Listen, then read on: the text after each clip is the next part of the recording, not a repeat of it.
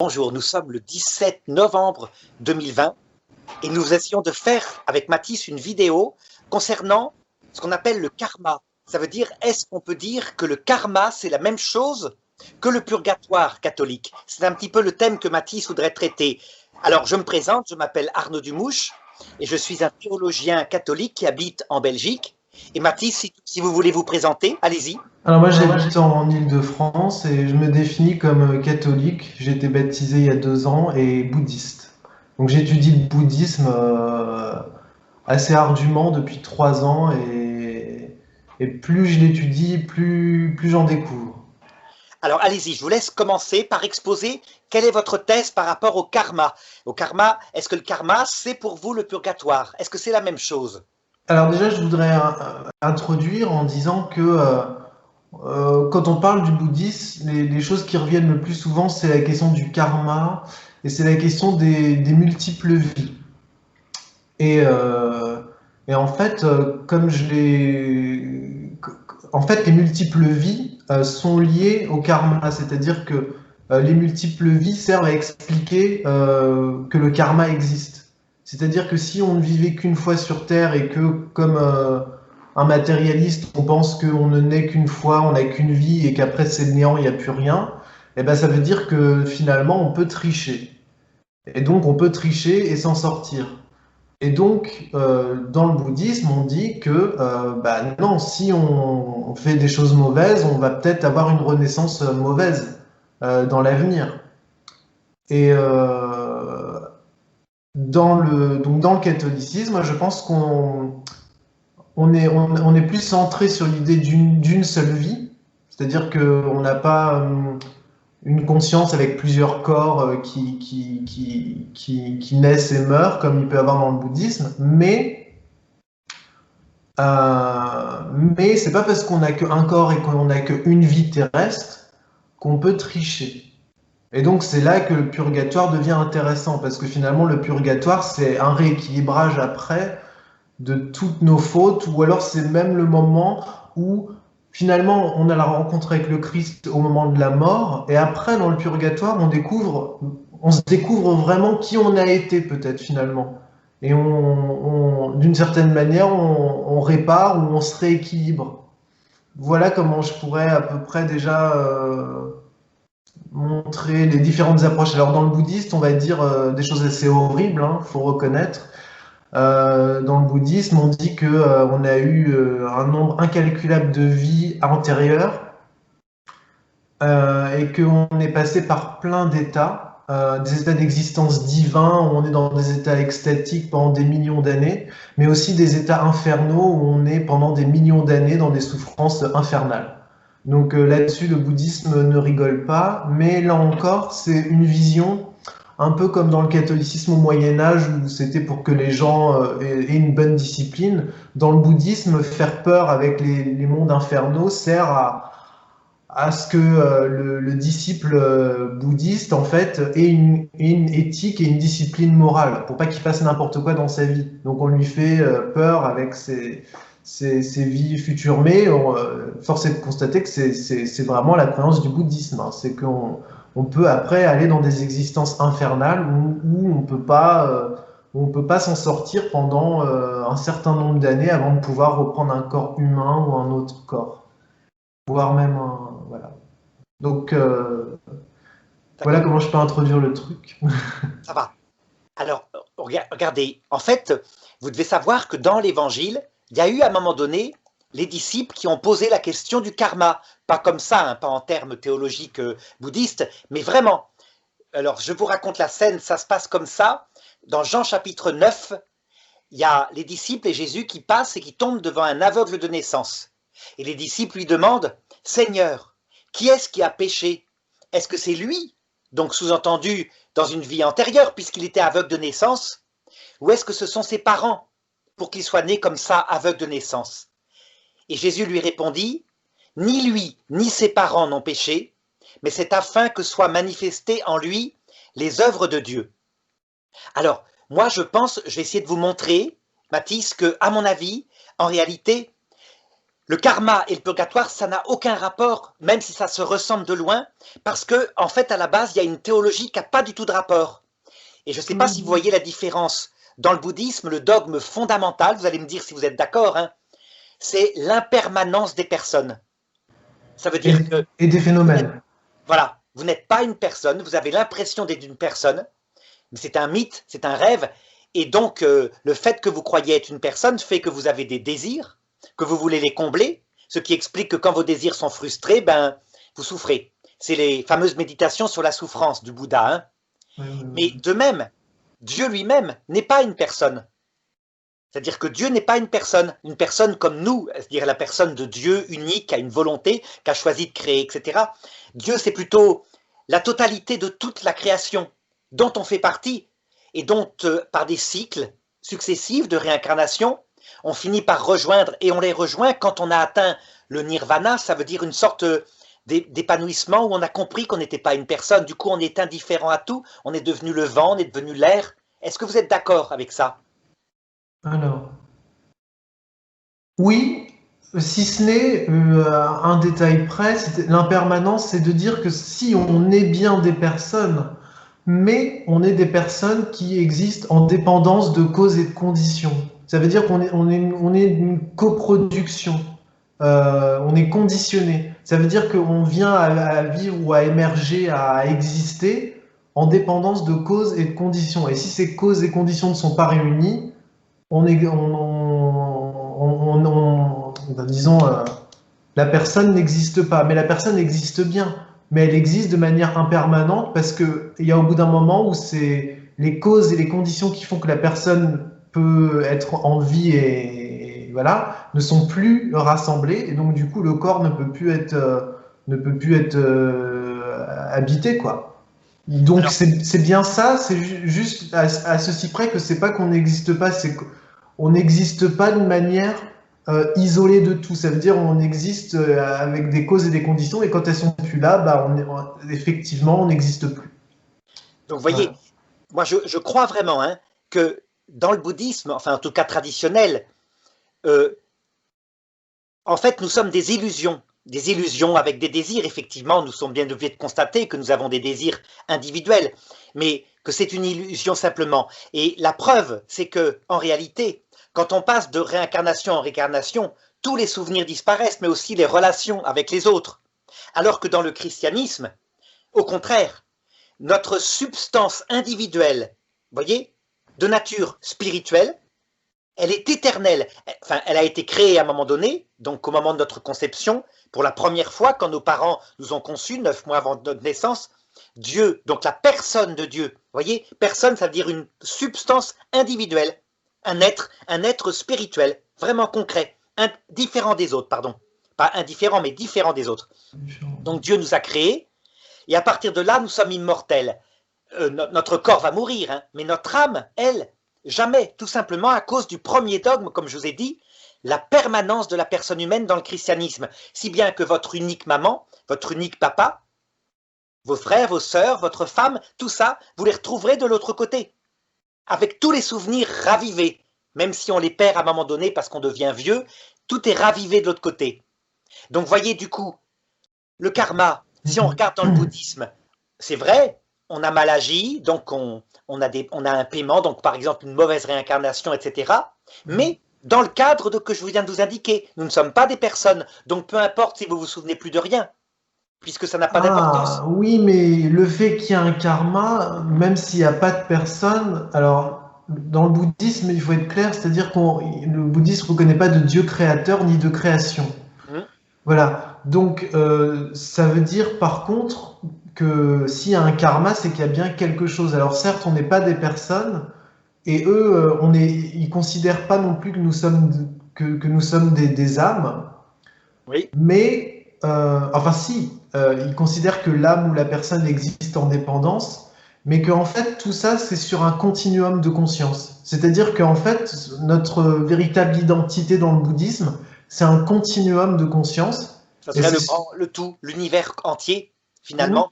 On pourrait dire ça, après, voilà, oui, on pourrait dire ça. Et c'est sur ce continuum-là que vient s'imprimer, en fait, nos personnes, nos vies, Donc, mais il y a quand même quelque chose. Ça veut dire il n'y a pas rien du tout, du tout, du tout. Oui, Donc oui, non, c'est j'ai pas vrai, dit mais que il nous y a. n'étions Oui, rien, oui, hein. c'est ça. J'ai pas dit que nous n'étions rien. J'ai dit nous ne Oui, sommes oui. pas des personnes, donc notre conscience s'envole. Enfin, nous sommes des personnes, mais de manière transitoire. Voilà. Voilà. Ouais, c'est ça. Oui, c'est Eh bien, vrai. du coup, regardez, si vous Mhm. avez eu 1000 vies derrière vous et que votre vie précédente vous avez fait du mal, donc vraiment, hein, volontairement, donc vous êtes réincarné, mettons, dans quelque chose qui souffre, parce que vous Ouais. payez votre karma.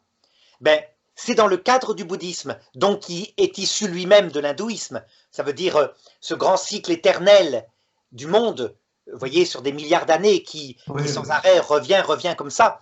Mais vous n'êtes pas une personne. Alors que, véritablement, la grande différence, c'est que, c'est vrai, dans le christianisme, tout ce qu'on a fait de mal, on devra le réparer.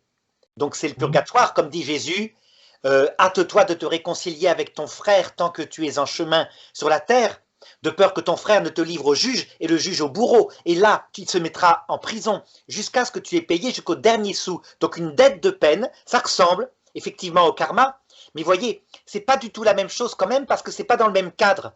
C'est dans le cadre d'une purification individuelle en vue de s'unir amoureusement en restant vous-même à jamais. Parce que vous verrez, certains mystiques chrétiens, comme Luisa Picaretta, etc., on a l'impression qu'on se fond en Dieu. Mais Mais non, c'est une il reste expression, la personne. Ouais. c'est métaphorique. Oui, Ça veut oui. dire en fait, on l'aime tellement que c'est comme si on se fondait en Dieu. C'est de la poésie. Alors que dans le bouddhisme, non, c'est carrément une fusion dans le grand tout. Mais Au dans le sens, bouddhisme, alors oui, mais en attendant cette fusion, alors après que même ça, moi-même, je ne saurais pas dire si c'est vraiment le but. En tout cas, le but, alors le but dit du Bouddha, pour laquelle il y a le bouddhisme, c'est de se libérer de la souffrance. oui, Après, effectivement, est-ce que c'est rejoindre un grand tout? Le bouddhisme nie même l'existence d'un grand tout. oui, il s'en occupe pas, mais Ouais, voilà. comme on peut dire, comme c'est quand même quelque chose qui est issu de l'hindouisme à Mm. l'origine, donc la grande tradition avec les grands cycles de la création ont donné le bouddhisme. Oui, alors ce que je voulais dire, oui, alors en attendant, le karma sert aussi à dire aux gens que aussi, euh, bon, alors c'est pas la vie éternelle catholique, mais de dire aux gens que c'est aussi une manière de dire aux gens, mais vous voyez, si vous agissez bien, vous avez toujours raison de le faire parce que vous aurez une rétribution, mais une rétribution qui peut être une vie future en tant qu'humain aussi, avec de meilleures conditions, en étant plus heureux, en ayant une famille plus. Donc ça met aussi l'accent sur le fait d'avoir une personne heureuse. Enfin, c'est pas équivalent évidemment Parce que ce n'est pas une personne, vu que, vous voyez, Si, si, ce sera une personne, mais ce sera une oui, personne mais transitoire. voilà, Pareil, et pareil, oui, oui. surtout regardez le grand drame, c'est que celle qui a été votre épouse, vos enfants, sont Mm. complètement oubliés, sont eux-mêmes passés dans d'autres plans d'existence, etc. Voilà, ça veut dire que Et finalement, nous, on je- pourrait réduire ça, nous sommes des énergies de ce grand tout, une sorte euh, d'énergie impersonnelle. non, mais disons que oui, enfin, on pourrait dire qu'en fait, d'après le bouddhisme, on est dans le cycle du samsara, c'est-à-dire le cycle infernal des souffrances, quoi. Oui, Donc en ça, moi, par exemple, j'y vois le fait qu'on reconnaît dans le catholicisme qu'on est dans le premier purgatoire, c'est-à-dire qu'on n'est pas dans le monde idéal. Après, qu'est-ce que le monde idéal? Est-ce que c'est le paradis ou est-ce que c'est ce néant? Mais oui, il y a des histoires absolument incroyables qu'on raconte dans le bouddhisme, comme par exemple celui qui pêche plein de poissons toute sa vie, puis après il se retrouve à devenir un poisson qui est pêché pendant plusieurs vies. oui, Ou alors j'expliquais à Morgane un truc qui explique une bouddhiste qui fait beaucoup de trucs sur Internet et tout, qui s'appelle Robina Courtin, et elle expliquait en français, enfin elle est traduite en français, mais elle expliquait comme quoi, mais pourquoi quelqu'un qui ment tout le temps euh, est toujours cru, alors que quelqu'un qui ment jamais n'est jamais cru. Et il dit, bah, c'est parce que la personne qui ment tout le temps et qui est toujours crue, elle avait le karma dans le passé de dire toujours la vérité. Donc comme elle disait toujours la vérité, maintenant tout le monde la croit alors qu'elle ment. Et la personne qui dit la vérité maintenant, comme elle avait le karma de mentir beaucoup avant, et ben maintenant plus personne la croit malgré qu'elle dit la vérité. C'est-à-dire que c'est une sorte de cycle, effectivement, où on mange les animaux et ensuite on devient un animal et on se fait manger, etc. Et en fait, c'est fait pour dégoûter les gens de la souffrance, en fait. C'est fait pour générer en nous un désir de se libérer de la souffrance. Après, je conteste absolument pas la finalité. C'est-à-dire que je sais bien, et d'ailleurs moi je crois pas en ce néant, je pense qu'il y a une vraie vie de toute façon, c'est-à-dire on ne disparaît pas, on ne devient pas le néant, moi je n'y crois pas, c'est pour ça que je me définis comme bouddhiste et catholique, mais disons, c'est plutôt la leçon derrière tout ça quand même, enfin, où là je vois quelque chose de semblable, c'est-à-dire la leçon qui est de dire attention les cocos, vous pouvez pas faire vraiment n'importe quoi et après vous enfuir ou disparaître sans... Parce que là, le bouddhisme ne dira pas qu'on peut disparaître comme ça. Oui, Il dira non, non, non, vous allez reprendre naissance dans les enfers et vous allez être obligé d'y rester. Et donc en fait, c'est sur ça. Donc du coup, je suis plutôt d'accord. Voilà. alors, voyez, par contre, quand vous considérez la théologie sous-jacente, hein, Ouais. comprenez bien, l'opinion de l'Église, c'est de dire, ben oui, il y a effectivement, c'est dans Nostra Aetate, dans le Concile Vatican II, il y a effectivement des semences, des préparations à la vérité, dans ce sens que, par exemple, tu te comportes mal, tu auras un salaire. C'est clair. Donc ce que vous avez dit est vrai. Mais attention, on voit bien, d'ailleurs c'est ce que le Dalai Lama dit aux chrétiens dans les années 60 qui étaient devenus bouddhistes, et ça a été tout le temps une Ah ouais. catastrophe. Parce que pourquoi? Parce que ça ne marche pas. Vous êtes d'un autre monde. Chez vous, votre nature, c'est quoi? C'est la permanence des personnes, c'est retrouver ceux que vous avez aimés. Vous êtes fondamentalement créé par le Christ comme ça, enfin, oui, formaté par le Christ comme ça. Et donc, restez chrétien. Il le disait. En fait, je crois on ne peut pas du tout être bouddhiste et chrétien du point de vue de la théologie fondamentale. Parce que, vous voyez, par exemple, Je peux dire quelque chose. Je pense que le bouddhisme, c'est la meilleure des pratiques dans la nuit de l'esprit. oui, je suis Justement, oui, c'est-à-dire quand on n'a pas de contact avec Dieu, parce que oui. c'est ça le problème. Jésus, des fois il est là, des fois il n'est pas là, des fois on le ressent, des fois on le ressent pas. Et c'est sans doute pour ça que je me suis beaucoup et que je m'intéresse toujours énormément au bouddhisme, parce que pendant les nuits de l'esprit où on ne sent pas la présence de Dieu, il faut bien se raccrocher à quelque chose. Alors je dis pas que dans le catholicisme il n'y a rien. C'est juste que c'est pas aussi ravivé qu'avant ou peut-être il y a 5 siècles, enfin au Moyen Âge ou avant, les gens faisaient peut-être plein de rosaires. Enfin, il y avait plein de pratiques qui faisaient que peut-être les nuits de l'âme étaient moins difficiles à vivre parce qu'il y avait vraiment plein de pratiques de purification, etc. Ce qu'on a complètement perdu aujourd'hui. On En fait fait, pas on de ne l'a pas pratique. perdu. Mais vous Ouais, voyez, ça peut être une aide, effectivement, les techniques, mais c'est pas ça que je disais. C'était la ouais. théologie qui n'est pas compatible. Parce que soit Oui, vous c'est êtes une sûr. personne aimée du Christ et vous allez vivre éternellement, soit vous êtes une énergie qui va se réincarner. On peut pas être dans la contradiction. Par contre, que quand, par exemple, vous êtes dans la nuit des sens, parce que la nuit de l'esprit, c'est encore autre chose, c'est-à-dire vous sentez plus la présence de Dieu, et qu'à ce moment-là, vous faites des exercices pour respirer, pour vous concentrer, Ouais, là, par ça peut exemple. être utile, effectivement. Pour Mais, garder la foi, ouais, ouais. en fait, vous gardez pas la foi, vous gardez plutôt une sensation de bien-être. Par contre, regardez, pour être précis, les sages orthodoxes, qui sont des chrétiens, hein, des chrétiens de l'Église primitive, ils ont intégré des choses comme ça, comme des techniques de respiration, etc., mais sans jamais quitter le Christ. Ça veut dire Hmm. qu'ils récitaient des paroles, comme par exemple une sorte de mantra qu'en est pas un, Seigneur Jésus, prends pitié de moi, qui récitait des heures et des heures pour pacifier leur âme, donc pour obtenir la même sensation de concentration, mais sans jamais quitter Jésus. Alors que dans les techniques bouddhistes, vous faites le vide, forcément, puisque le but c'est d'arriver à se fondre. Il y a, Alors, il n'y a personne. La méditation, il y a la méditation du calme mental, et cette méditation consiste à se concentrer sur un objet ou une idée ou une pensée pour apaiser l'esprit. Et la deuxième méditation, c'est la méditation analytique, et c'est pour ça que le Dalai Lama dit toujours analyser, analyser, analyser, ne faites rien sans analyser, il faut, pour le Dalai Lama, le but de notre vie, c'est de comprendre notre condition, donc d'analyser. Voilà. Est-ce Et que donc, si l'analyse peut mener au Christ, c'est encore mieux.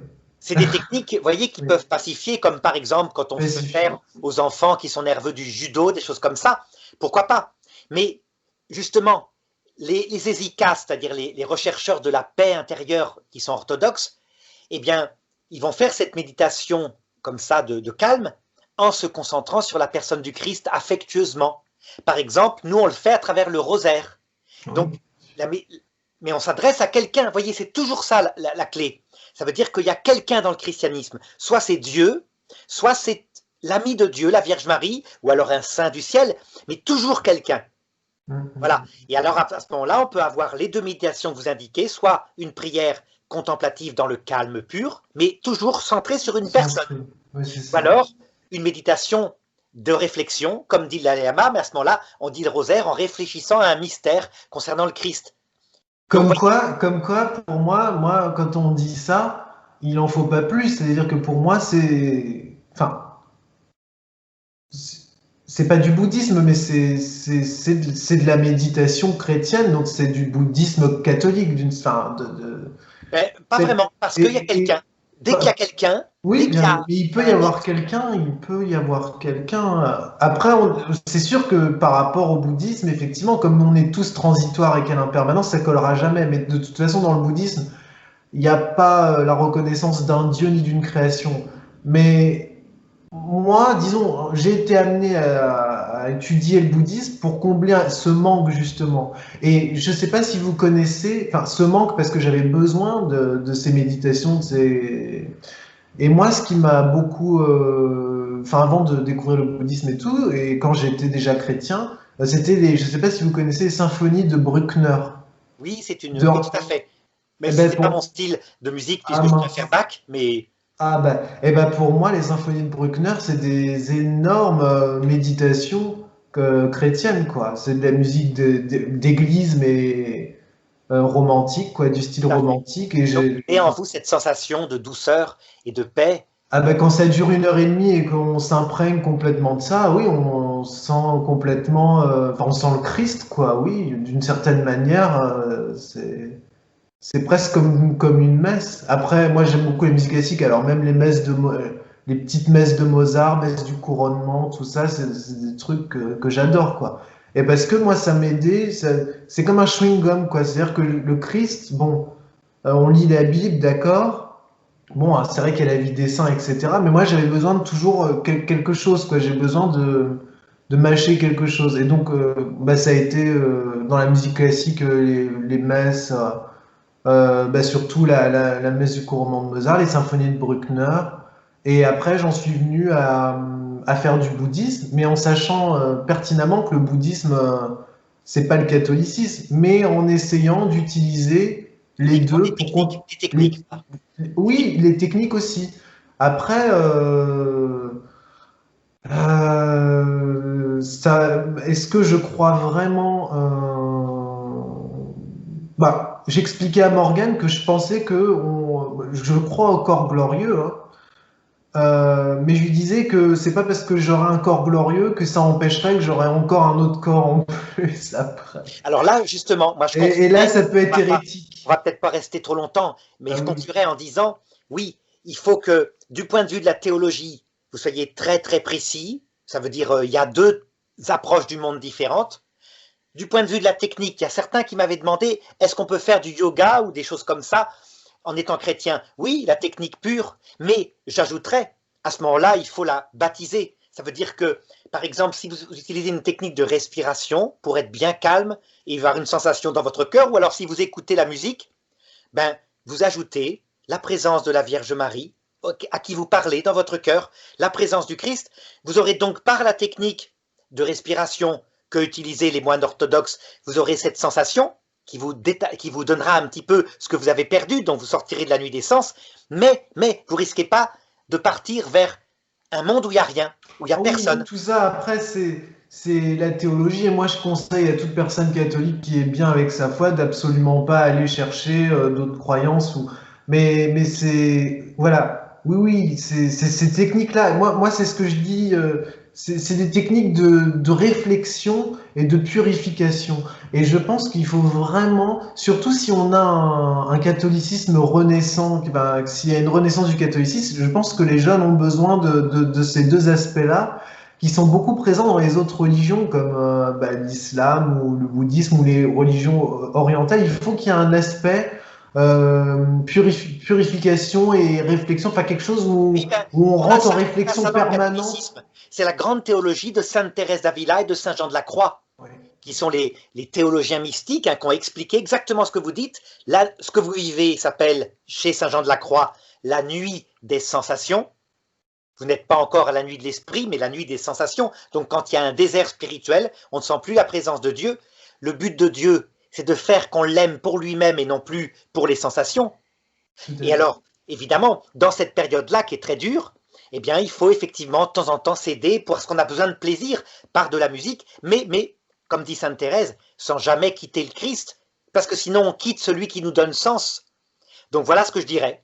Et je trouve que c'est une très bonne vidéo. Qu'est-ce que vous en pensez, Mathis? Vous êtes d'accord? Parfait, parce qu'on a pu parler de tous les aspects. Et Donc, donc je vous remercie, hein. Et ben voilà, je crois qu'elle sera très utile, en particulier à beaucoup de jeunes qui sont dans la même perspective que vous. Et puis, les anciens jeunes, vous voyez, ceux qui sont partis dans les années 60 du côté de Cap-Mandou, des choses comme ça, vous vous eh rappelez? ben justement, Robina Courtin, dont je parle, ne fait que. Alors c'est pour ça, hein, c'est pas qu'une croix. Enfin, c'est pas une question de croyance, c'est-à-dire qu'elle ne fait que parler du karma. Oui. Donc, en l'occurrence, c'est pour ça que la vidéo, je voulais la faire sur le karma, parce que à chaque fois qu'on parle du bouddhisme, on voit bien que le karma, c'est central, quoi. Voilà. Donc, En fait, je ne pense pas que c'est central. Non, je pense que non, c'est c'est central dans le bouddhisme, dans le bouddhisme. je pense pas. Je Ah pense oui. que c'est comme pour le christianisme, c'est une conséquence de la profonde théologie que je vous ai indiquée sur, ce qu'on est, quoi. Fondamentalement, ça veut dire le grand tout, la disparition de la souffrance, D'accord. le karma Oui. n'étant qu'une conséquence. Mais comme chez nous, le purgatoire n'est pas central, il est une conséquence, mais très importante. Ben voilà, merci beaucoup Mathis, hein. Pas de Merci. rien, merci à vous aussi. Voilà, à bientôt alors, À à bientôt bientôt. Mathis.